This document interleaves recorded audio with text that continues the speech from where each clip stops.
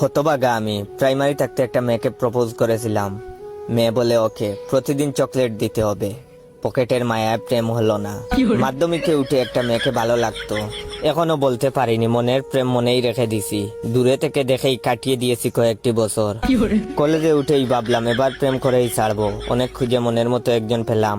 লুকিয়ে লুকিয়ে অনেক দেখলাম তাকে, আর রাতে তাকে নিয়ে রঙিন স্বপ্নে বিভোর থাকতাম। অনেক কষ্টে সকল ভয়ভীতি এড়িয়ে তার সামনে গিয়ে দাঁড়ালাম। হাঁটু গেড়ে ফিল্মি কায়দায় প্রপোজ করলাম। সব শুনে মাইয়া কইল 2 দিন হলো সে রিলেশন শুরু করেছে, প্রেম আর হলো না।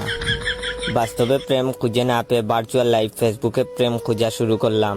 খুঁজে খুঁজে সুন্দরী মেয়েদের রিকোয়েস্ট দিতে থাকলাম। কেউ অ্যাকসেপ্ট করলো না। ফলোয়ার হয়েই রইলাম। রাগে দুঃখে ফেসবুকে বিদায় জানাতে চাইলাম। ডিএক্টিভ বাটনে চাপ দেওয়ার মুহূর্তেই এঞ্জেল ফাইমা রিকোয়েস্ট পাঠালো। খুশিতে মনটা বাকুম বাকুম করে উঠলো, কিন্তু অবাগার কপালে সুখ সয় না। অতি উচ্ছ্বাসে অ্যাকসেপ্ট করতে গিয়া ডিলেট বাটনে চাপ লেগে গেল। প্রেম আর হইল না। সব আশা ছেড়ে দিয়ে বাড়িতে গিয়ে বসে রইলাম।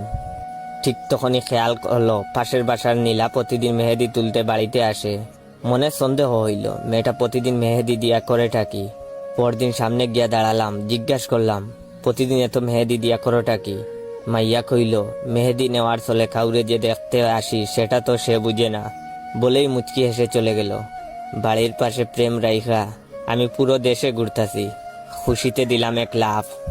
পা ভেঙ্গে আমি এখন হসপিটালে। হসপিটাল থেকে এসে দেখি নীলার গায়ে হলুদ। এখন আমার কি করা উচিত?